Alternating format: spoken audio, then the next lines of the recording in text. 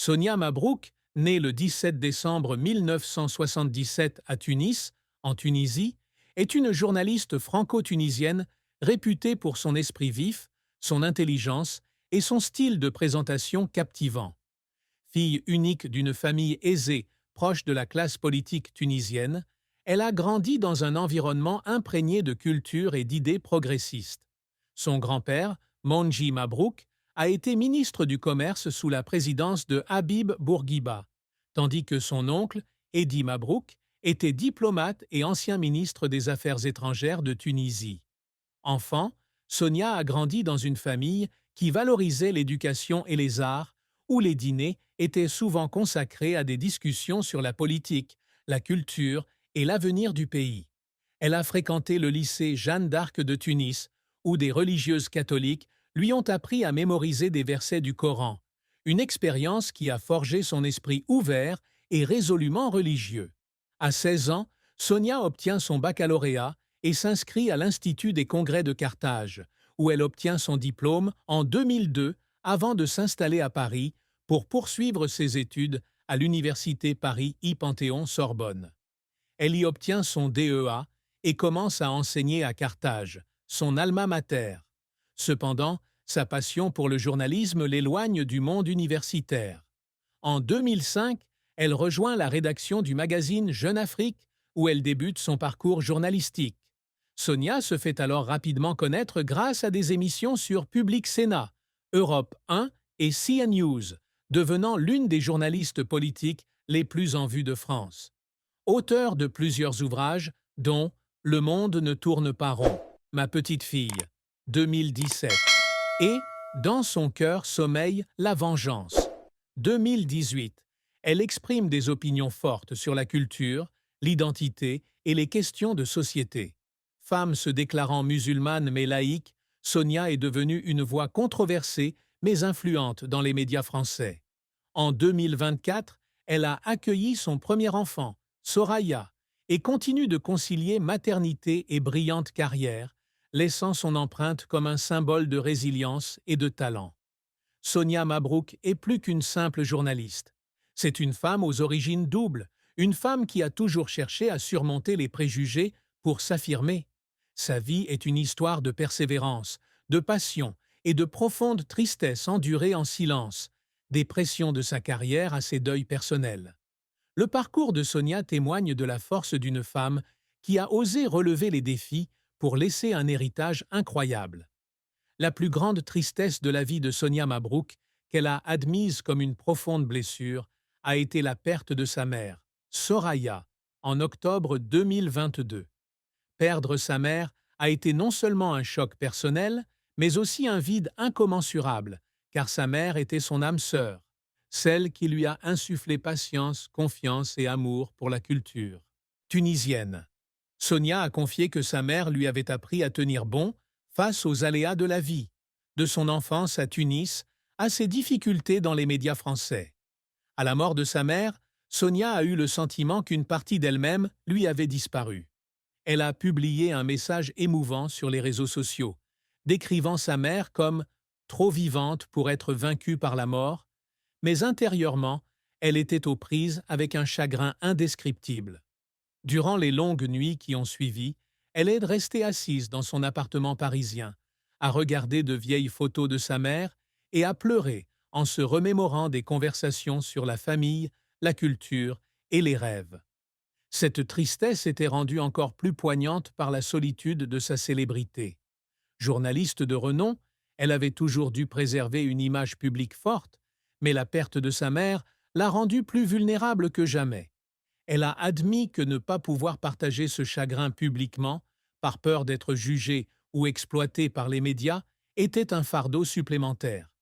Il y a eu des jours où elle était sur le plateau de CNews, souriante et présentatrice, mais intérieurement, elle était submergée par l'émotion. Elle se sentait coupable de ne pas pouvoir être plus souvent avec sa mère dans ces dernières années, en raison de son emploi du temps chargé. Et cela l'a amenée à se demander si elle était vraiment à la hauteur des valeurs que sa mère lui avait enseignées. Sonia porte également en elle la tristesse d'être incomprise en tant que journaliste d'origine tunisienne et française. Souvent critiquée pour ses positions conservatrices sur l'identité et la laïcité, qualifiée de traîtresse par certains membres de la communauté musulmane et accusée d'être trop radicale par d'autres, elle est profondément blessée par ces critiques, notamment lorsqu'elle est attaquée pour son accent arabe ou ridiculisée pour ses origines.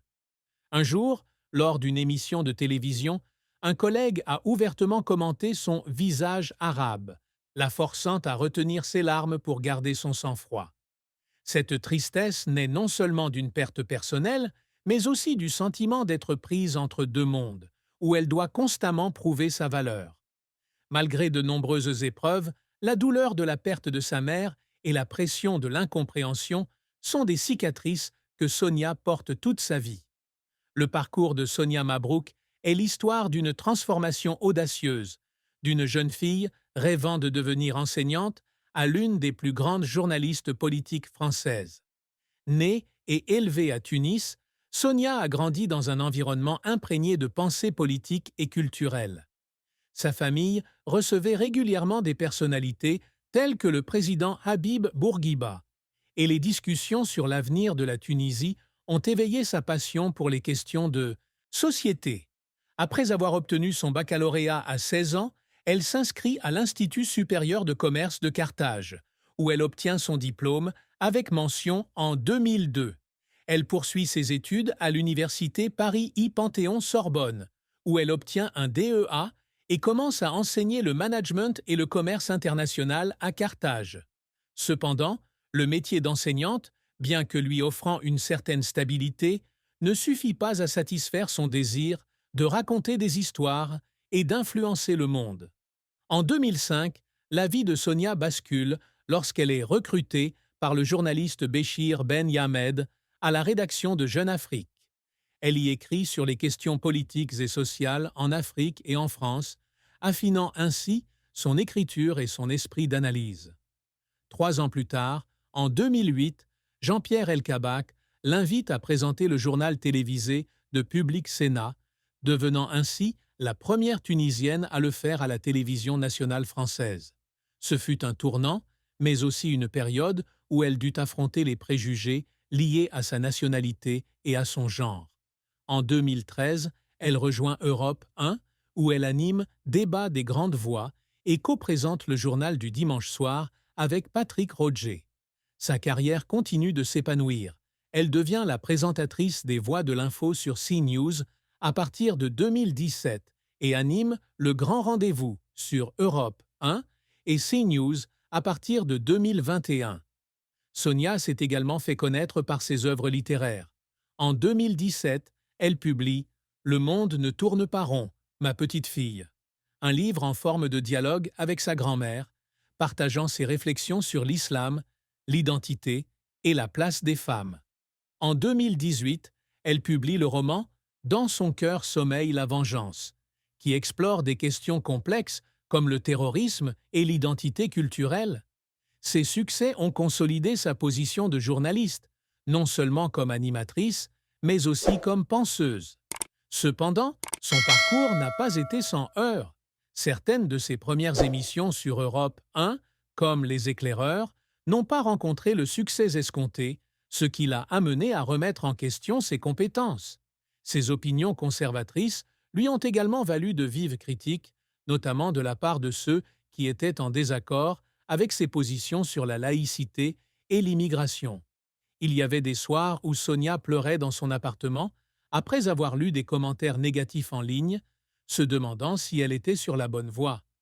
Mais ces moments l'ont motivée à travailler plus dur, à mieux préparer chaque interview et à continuer à apprendre pour s'améliorer. Sonia Mabrouk a connu un succès retentissant, faisant d'elle l'une des personnalités les plus en vue des médias français.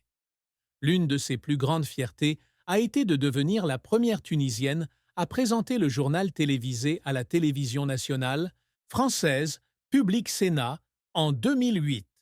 Ce rôle a non seulement marqué un tournant dans sa carrière, mais a également inspiré de nombreuses femmes d'origine africaine dans le journalisme. Sa présence à l'écran, avec son style de présentation assuré et sa voix chaleureuse, a attiré des millions de téléspectateurs. En 2013, son entrée sur Europe 1 avec l'émission Débat des grandes voix l'a propulsée vers de nouveaux sommets. L'émission, avec ses débats politiques approfondis, est devenue un temps fort du week-end, attirant l'attention des responsables politiques et du grand public. En 2017, elle s'est imposée comme animatrice de Les Voix de l'info sur CNews, une émission qui a fait d'elle l'une des intervieweuses politiques de référence. Sonia s'est également fait connaître grâce à l'émission Le Grand Rendez-vous, diffusée sur Europe 1 et CNews depuis 2021, où elle a interviewé des personnalités telles que le ministre de l'économie Bruno Le Maire et d'autres responsables politiques. Son style d'interview, alliant acuité et émotion, lui a valu la popularité du public et le respect des politiques. Hors des médias, Sonia a également connu le succès dans le domaine littéraire. Son livre « Le monde ne tourne pas rond », Ma petite fille, 2017, est non seulement une œuvre personnelle, mais aussi un appel à un islam apaisé et à l'harmonie culturelle. Son roman « Dans son cœur sommeille la vengeance », 2018, a confirmé son talent à allier journalisme et littérature, salué par la critique pour sa profondeur et son audace.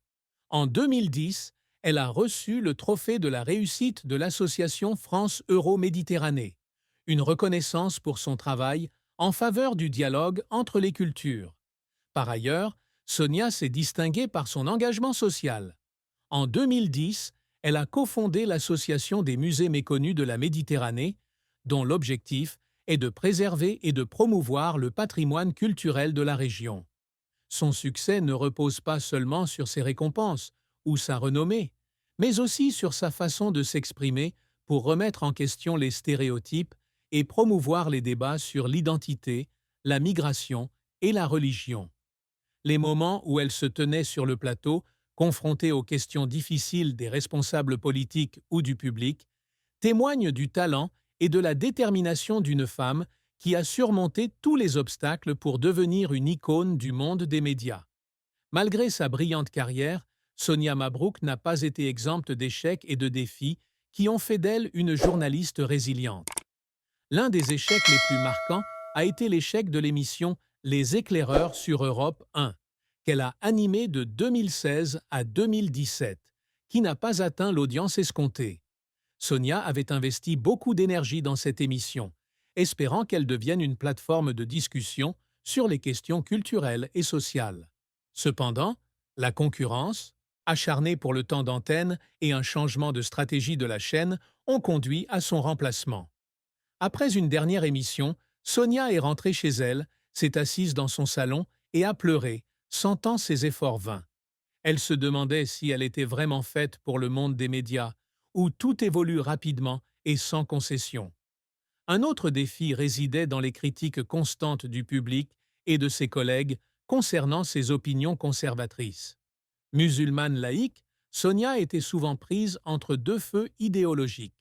Certains l'accusaient de trahir ses racines tunisiennes en s'exprimant en faveur de l'assimilation culturelle en France, tandis que d'autres la trouvaient trop radicale dans ses arguments sur l'islam et l'immigration. Un événement mémorable s'est produit en 2017, dans l'émission Salut les Terriens, lorsqu'elle a confronté Marwan Mohammad, président du comité français anti-islam. Ce débat houleux, au cours duquel elle l'a traité de charlatan, lui a valu une avalanche de critiques sur les réseaux sociaux. On l'a qualifiée de traîtresse et de traîtresse culturelle, des mots qui l'ont profondément blessée. Certains soirs, à la lecture de ses commentaires, elle se sentait seule, se demandant si cela valait la peine de s'exprimer. Sonia a également été confrontée à des préjugés liés à son origine ethnique et à son genre. Un collègue a un jour publiquement commenté son « accent arabe », une remarque qui lui a laissé un sentiment d'insulte et d'isolement. Durant ses premières années à Public Sénat, elle a dû redoubler d'efforts pour prouver qu'elle était plus qu'un beau visage, mais aussi une journaliste talentueuse. Cette pression l'a parfois épuisée, et il y a eu des jours où elle doutait d'elle-même, craignant de ne jamais être véritablement reconnue. Ces défis, bien que douloureux, ont façonné Sonia, l'aidant à apprendre à résister aux critiques et à transformer les échecs en motivation pour aller plus loin. Sonia Mabrouk a toujours recherché des réalisations qui reflètent son talent, ses convictions et son désir de laisser son empreinte sur le journalisme et la société. Dès le début de sa carrière, elle a aspiré à devenir une journaliste qui non seulement rapporte l'actualité, mais suscite également des débats approfondis sur des questions importantes telles que l'identité, la religion et la culture. L'un de ses plus grands accomplissements a été de devenir la première femme tunisienne à présenter le journal télévisé à la télévision nationale française, à Public Sénat. Pour y parvenir, elle a passé des heures à préparer chaque émission, apprenant à maîtriser sa voix et ses manières pour surmonter les préjugés liés à son origine. Cette persévérance a été récompensée lorsqu'elle a reçu le Trophée de la réussite en 2010, une reconnaissance pour son travail de rapprochement des cultures. Sonia aspirait également à utiliser sa plume pour créer le changement. Son livre de 2017, Le monde ne tourne pas rond, ma petite fille, est le fruit de longues nuits d'écriture où elle a partagé des conversations imaginaires avec sa grand-mère sur l'islam, le rôle des femmes et l'avenir du monde. Elle souhaitait que ce livre soit non seulement une œuvre personnelle, mais aussi un appel à l'harmonie interculturelle. De même, son roman de 2018, Dans son cœur sommeille la vengeance, était sa tentative d'explorer des questions complexes telles que le terrorisme et le retour des enfants des zones de guerre. Elle a passé des mois à faire des recherches, à interviewer des experts et des victimes pour garantir que son récit soit à la fois authentique et émouvant. Ces livres, bien que controversés, ont aidé Sonia à s'imposer comme une penseuse, et pas seulement comme une journaliste. Par ailleurs, Sonia a toujours œuvré pour l'assimilation culturelle et la laïcité. Elle souhaitait prouver qu'une femme musulmane pouvait aimer la France, respecter ses origines et, en même temps, se battre pour des valeurs universelles. Cela se reflétait dans des émissions comme Le Grand Rendez-vous, où elle interviewait des personnalités politiques avec perspicacité et équité. Elle a également fondé l'Association des musées méconnus de la Méditerranée, dont l'objectif est de préserver le patrimoine culturel et de promouvoir la compréhension entre les nations. Ces réalisations sont le fruit d'une persévérance sans faille, depuis les débuts de Jeune Afrique jusqu'au moment où elle se tenait devant la caméra, consciente que ses paroles pouvaient changer le regard de millions de personnes. L'amour et le mariage sont, dans la vie de Sonia Mabrouk, un parcours fait de hauts et de bas, où elle cherche un équilibre entre son cœur sensible et l'esprit vif d'une journaliste. Femme réservée, Sonia parle rarement de sa vie amoureuse, mais elle admet que l'amour est pour elle un refuge, un lieu où elle peut se libérer de l'image forte qu'elle s'est forgée auprès du public. Durant ses jeunes années à Paris, alors qu'elle était jeune journaliste à Jeune Afrique, Sonia a vécu une histoire d'amour profonde avec un écrivain français d'origine algérienne, rencontré lors d'un événement culturel à Tunis. Attirés par leur point de vue commun sur la culture et l'identité, ils passaient souvent des heures à discuter d'histoires méditerranéennes, des livres d'Albert Camus ou de rêves d'un monde plus harmonieux. Les soirées passées ensemble dans un petit café de Saint-Germain-des-Prés, à partager des anecdotes sur leur enfance et leurs grandes aspirations, ont permis à Sonia de se sentir comprise pour la première fois. Cependant, cet amour n'a pas duré. La pression de la carrière montante de Sonia, combinée à des objectifs personnels différents, les a éloignés. Elle a confié un jour, lors d'une conversation privée, qu'après la rupture de leur relation, elle avait eu l'impression qu'une partie de son cœur lui manquait. Assise seule dans son appartement parisien, elle écoutait la musique traditionnelle tunisienne que sa mère adorait et pleurait à l'idée de ce qui aurait pu arriver. Si cette douleur l'a rendue plus prudente en amour, elle lui a aussi appris que l'amour n'est pas seulement une question de romance, mais aussi de maturité, d'apprendre à accepter la perte pour aller de l'avant. Aujourd'hui, Sonia est engagée avec un homme dont elle a gardé l'identité secrète, révélant seulement qu'il est un homme d'affaires prospère et son âme sœur. Ils se sont rencontrés en 2019, lors d'un événement caritatif à Paris, où ils partageaient une passion commune pour la préservation du patrimoine culturel. Cette relation a apporté à Sonia un sentiment de paix, surtout depuis qu'elle est devenue mère de Soraya en 2024. Elle a confié que la maternité avait changé sa vision de l'amour, lui permettant d'apprécier les moments simples, comme les matins passés à tenir sa fille dans ses bras ou les conversations avec son partenaire sur l'avenir de leur enfant. Cependant, son parcours amoureux n'a pas été sans peine.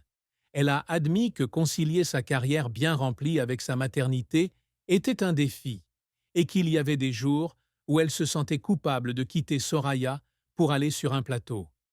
Voir sa fille en visioconférence, entendre son rire enfantin, la faisait pleurer, l'envie d'être plus près d'elle. L'amour de Sonia, bien que difficile, témoigne de la force de la patience et du dévouement, tant dans sa vie personnelle que professionnelle. La famille de Sonia Mabrouk, bien que rarement vue en public, a toujours été d'un grand soutien dans les moments les plus difficiles, notamment lorsqu'elle a dû faire face à la profonde tristesse du décès de sa mère et aux pressions de sa carrière. Son père, un homme d'affaires prospère à Tunis, connaissait les difficultés de Sonia à vivre entre deux cultures.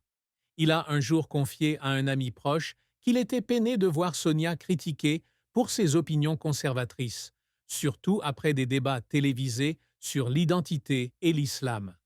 Il a décrit Sonia comme une jeune fille forte mais sensible, qui a essayé de rester fidèle à ses convictions, malgré les vives attaques. Lorsque sa mère est décédée en 2022, c'est son père qui était le plus présent, l'appelant de Tunis pour la réconforter et lui rappelant que sa mère était toujours fière d'elle. Il racontait que Sonia appelait souvent à la maison, la voix tremblante lorsqu'elle parlait de sa mère, et qu'il se contentait d'écouter, essayant de l'aider à surmonter son chagrin en lui racontant ses jours heureux à Tunis. Le frère de Sonia, ingénieur vivant à Tunis, comprenait également sa tristesse. Il avait un jour confié que Sonia avait toujours caché ses émotions pour protéger sa famille, surtout après la mort de sa mère. Il se souvenait des moments où Sonia rentrait à Tunis, s'asseyait dans l'ancien salon familial, regardait en silence des photos de sa mère et fondait en larmes lorsqu'elle estimait ne pas avoir passé assez de temps avec elle. Il craignait que Sonia, avec son emploi du temps chargé et la pression du travail, ne porte trop de fardeau seule. Il était fier de la façon dont elle avait transformé sa douleur en motivation, par exemple en nommant sa fille Soraya en l'honneur de sa mère. Mais il aurait aussi aimé qu'elle parle plus ouvertement de ses difficultés. Il a dit un jour que Sonia était la personne la plus forte qu'il connaissait, mais il aurait aimé qu'elle partage davantage pour que sa famille puisse la soutenir. Le compagnon de Sonia, bien que discret, était également conscient de la douleur qu'elle traversait. Il a un jour confié, lors d'une conversation privée, qu'il admirait la façon dont Sonia gérait la pression médiatique, mais qu'il était également profondément affecté par les critiques qu'elle devait subir sur son parcours et ses opinions. Il a décrit des moments où Sonia rentrait à la maison après une longue journée, s'asseyait tranquillement avec une tasse de thé et regardait par la fenêtre, comme pour trouver la paix. Il s'est toujours efforcé de la soutenir, surtout face à la douleur de la perte de sa mère et à la pression de devenir mère pour la première fois. Sa famille, composée de son père, de son frère, de son compagnon et de sa petite Soraya, la considérait comme une femme résiliente mais vulnérable, et ils ont toujours essayé de la soutenir avec amour et compréhension, l'aidant à surmonter les plus grandes épreuves de sa vie. Bien que journaliste et ouverte sur ses opinions politiques et culturelles, Sonia Mabrouk a toujours gardé le plus profond secret de son âme. Un grand secret qu'elle a gardé caché pendant de nombreuses années est son sentiment d'exclusion, une souffrance liée à la vie entre deux mondes, la Tunisie et la France. Femme métisse, Sonia se sent souvent tiraillée entre deux identités, insuffisamment acceptée dans aucun des deux. En Tunisie, certains la considéraient comme trop française, en raison de sa tenue vestimentaire et de ses convictions laïques, tandis qu'en France, elle était confrontée aux préjugés sur ses origines arabes. Il y avait des nuits, assise seule dans son appartement parisien, à écrire dans son journal intime et à pleurer en repensant aux fois où ses collègues faisaient des remarques sur son accent arabe ou où le public la critiquait parce qu'elle ne correspondait pas à l'image d'une journaliste française typique. Elle craignait que révéler ce sentiment ne la fasse paraître faible, surtout dans un secteur où elle devait paraître forte et sûre d'elle. Un autre secret était la douleur personnelle que Sonia ressentait après la mort d'un ami proche de l'université, un jeune journaliste décédé dans un accident de la route à Tunis en 2006. Cet ami, avec qui Sonia partageait le rêve de changer le monde grâce au journalisme, a laissé un grand vide dans son cœur. Sonia évoquait rarement cette perte, même à sa famille, pour ne pas les inquiéter. Elle conservait une lettre de cet ami dans une petite boîte en bois et, chaque fois qu'elle l'ouvrait pour la lire, elle ne pouvait s'empêcher de pleurer. Cette douleur affectait sa façon d'aborder son travail, la rendant déterminée à utiliser sa voix pour défendre les valeurs auxquelles son ami avait toujours cru, comme la justice et la vérité. Sonia a également dissimulé des moments de doute tout au long de sa carrière. Malgré son succès journalistique, elle a traversé des périodes de sentiments d'inadéquation, notamment après l'échec des éclaireurs. Elle craignait de ne jamais être à la hauteur des attentes de son public ni d'elle-même, et certains soirs, assise devant le miroir, elle se demandait si